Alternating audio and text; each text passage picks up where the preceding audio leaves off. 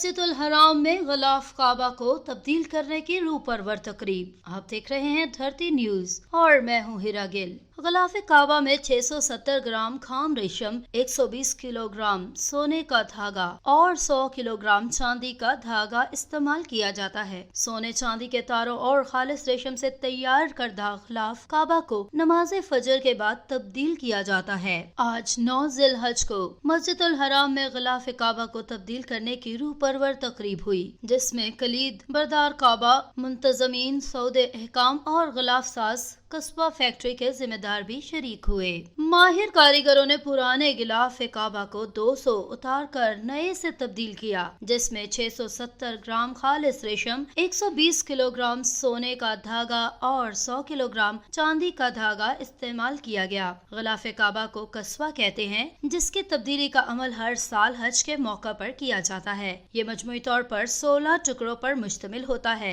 इसकी लंबाई 50 फीट और चौड़ाई 35 से 40 फीट है। कस्बा फैक्ट्री में हर साल माहिर कारीगर इसे तैयार करते हैं। ग़िलाफ़ काबा के 4 कोनों पर सूरतुल इखलास और इसके अलावा ग़िलाफ़ पर मुख्तलिफ कुरानी आयात पर मुश्तमिल 16 पट्टियां अलग से जोड़ी गई हैं। ग़िलाफ़ काबा में कुरान पाक की आयात को सोने, चांदी और खालिस रेशम से तहरीर किया गया है। सऊदी अरब में ग़िलाफ़ काबा की तैयारी के अमवार के लिए अलहदा महकमा औराम अल जवाद बंदरगाह पर इसका खुसूसी कारखाना कायम है, जिसमें ग़िलाफ़ काबा की जदीद तरीन तकनीक के मुताबिक तैयारी के लिए तमाम जरूरी इंतजामात किए गए हैं। यूँ हर साल ये कारखाना बैतुल्लाह का एक नया ग़िलाफ़ तैयार करता है, जिससे 9 ज़िलहज को खाना काबा की जीनत बनाया जाता है।